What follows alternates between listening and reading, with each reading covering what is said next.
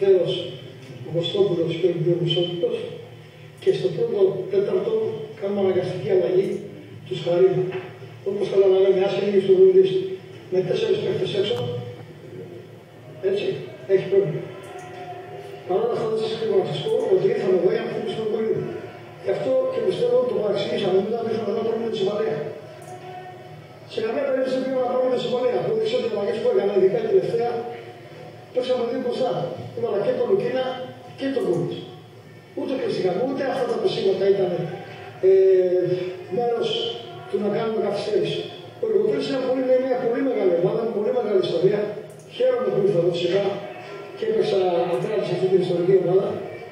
Απλώς θέλω να πω ότι δεν πρέπει να την κρίνουμε κάποιοι. Έτσι. Ο επαγγελματίας είναι, ήρθε εδώ με την ομάδα που παλέψαμε 95 λεπτά να πάρουμε το παιχνίδι. Παρ' όλα αυτά θέλω να δώσω συγχαρητήρια στον κύριο Κότσικης και στους παίκτες του Λογοτέλη για ένα παιχνίδι καθαρό μας αγωνιστικό χώρο. Πιστεύω ότι έπαιξε μας το που θα κέρδιζε. Εμείς είχαμε δύο πάρα πολύ καλές ευκαιρίες, ειδικά γιατί το παπάκι που πέρασε εξωτά το Καρδογάρι, πιστεύω ότι ήταν πάρα πολύ καλή ευκαιρία. Και όπως πιστεύω ότι και το πέναλτι ήταν καθαρό πέναλτι.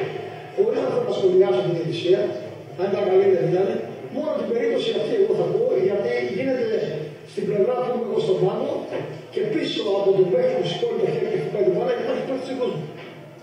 Νομίζω είναι καθαρά η περίπτωση πάνω. Από εκεί πέρα θέλω να ευχηθώ καλή συνέχεια στον κύριο Κούγκης, στον Λογοτέλη. Και θα χαρώ πάρα πολύ γιατί από τις ομάδες που θαυμάζω θα βρεθεί στην άλλη εθνική εκεί που το αρμόζει.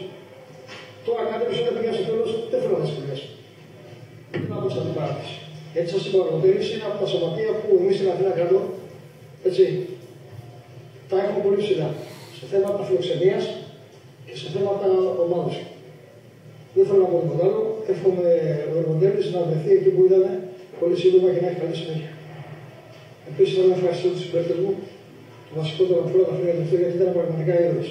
Κάνα κατάθεση ψυχής, θα δώσω άλλο στο παιχνίδι. Σε καμία περίπτωση δεν ήρθαμε να παίξουμε εδώ ούτε με 2 ζώνες ούτε με 3 ζώνες.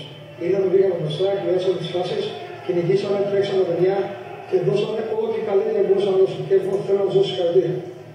Από εκεί και πέρα η συνέχεια για μας θα είναι ότι σίγουρα θα έχει πιο πολλές μέρες. Όταν μιλάμε τώρα για 4 μέρες, 5, γιατί έκανα από την περασμένη Παρασκευή, στο Δικηγόρο δεν ήμουν καν για συμβουλευτικό χαρακτήρα, αλλά δούλεψα από την Παρασκευή μέχρι την Τρίτη, μέχρι χτες.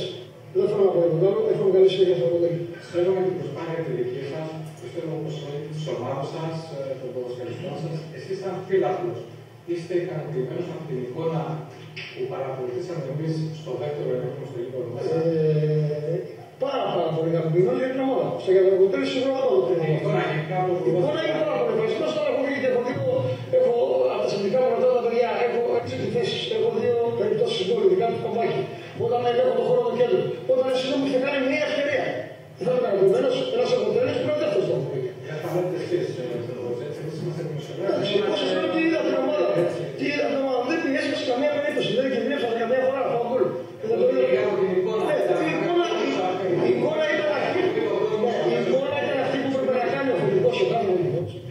Για να πάρει ένα από 2 αποτελέσματα. Εμείς μέχρι το 80 κυνηγάγαμε την νίκη, από το 80 και μετά κοιτάξαμε και λίγο να πάρουμε τον βαθμό. Αυτή είναι η πραγματικότητα. Δεν ήρθαμε για ισοπαλία, το ξαναλέω.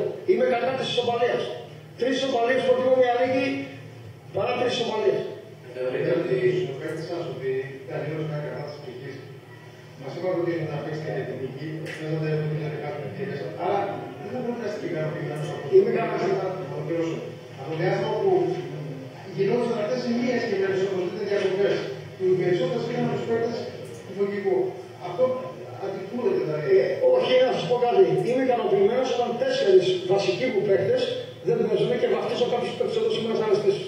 Οι 2 πρώτες αλλαγές τους βάφτισα εγώ. Τον Μπάρτο Δεξιό, το παίξαμε με τον Γραφ. Καταλαβαίνετε τώρα όμως και ο Γάλλο